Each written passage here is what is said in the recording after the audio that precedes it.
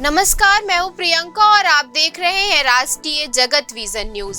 बिलासपुर से इस वक्त की सबसे बड़ी खबर आ रही है, जहां दिन दहाड़े एक युवती से लूट की वारदात ने पूरे शहर को हिलाकर रख दिया।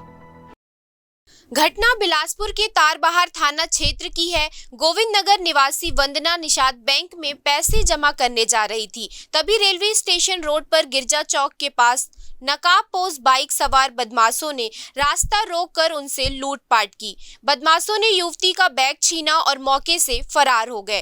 फिलहाल पुलिस ने मामला दर्ज कर लिया है और सीसीटीवी फुटेज की मदद से बदमाशों की तलाश जारी है।